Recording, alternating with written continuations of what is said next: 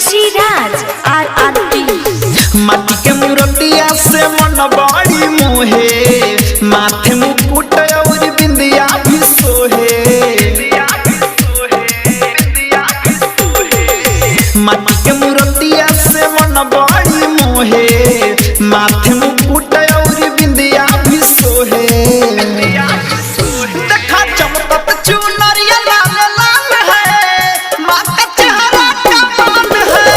मोरे मनवा भइल खुशहाल है, माँ का मूर्ति कमाल है, माँ का मूर्ति कमाल है। Recording by Aarti Digital Recording Studio छड़ादाना।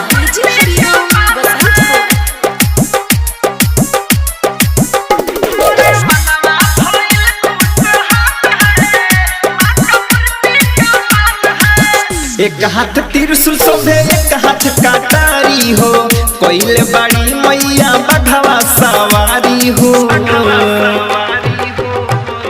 हाँ हाँ, एक हाथ त्रिशूल शोभे, एक हाथ कटारी हो, कोइले बड़ी मैया बघवा सवारी हो।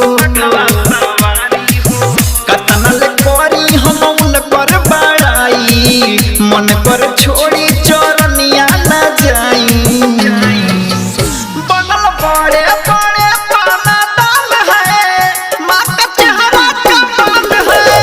मोरे मनवा भइल खुशहाल है, माँ का मूर्ति कमाल है, माँ का मूर्ति कमाल है, माँ का मूर्ति कमाल है। मोरे मनवा भइल खुशहाल है, माँ का मूर्ति कमाल है। मैया के महिमा जग में महान हो, धीरज दीवाना भइल देखो ना ध्यान हो। मैया के महिमा जग में महान हो, धीरज दीवाना भइल देखो ना ध्यान हो। राजू रवाना गीतिया झुम झुम के गावे, पंडा पुजारी देखो ताली बजावे। डीजे हरिओम झुलवा लगानी मिया डाल है, माँ का मूर्ति कमाल है। मोरे मनवा भइल खुशहाल है, माँ का चेहरा कमाल है। Recording by Aarti Digital Recording Studio छड़ादाना।